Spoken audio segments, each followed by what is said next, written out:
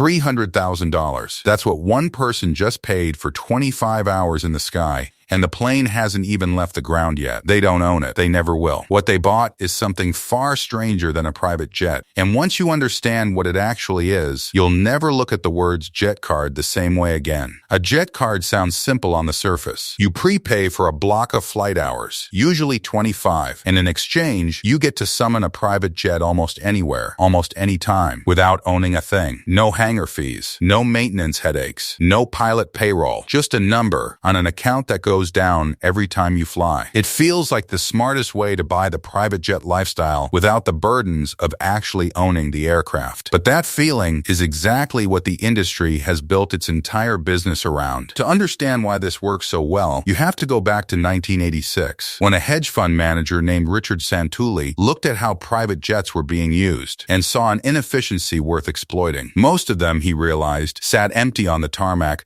far more than they ever flew. So he created something new, fractional ownership, where multiple people could each own a slice of a jet and share its flying hours. The company was called NetJets. It worked so well that by 1998, Warren Buffett bought the entire operation for Berkshire Hathaway. Fractional ownership had proven the model, but it still required buying an actual piece of an aircraft, 6 figures at minimum. What came next would strip even that away. The jet card was that next step, a way to sell the same convenience without even the fraction. Just hours, just access, just a card. And once a buyer signs on, the real business model quietly reveals itself. That upfront payment isn't really buying flight time. It's buying peace of mind. And peace of mind has a price that has almost nothing to do with fuel or maintenance. The money sits with the company for months, sometimes years, before it's ever spent on an actual flight. In finance, that's called float. The same mechanism insurance companies have used to build empires. The company is holding your cash, earning on it, planning around it, long before you ever step onto a tarmac. But float is only the beginning of how this business actually makes its money. Because the real profit often lives in the space between what a card promises and what it delivers. Picture a cardholder trying to book a flight the Wednesday before Thanksgiving, one of the exact days everyone wants to fly. A peak day surcharge kicks in, sometimes adding thousands to a trip they assumed was already paid for. Fuel surcharges shift with oil markets, sometimes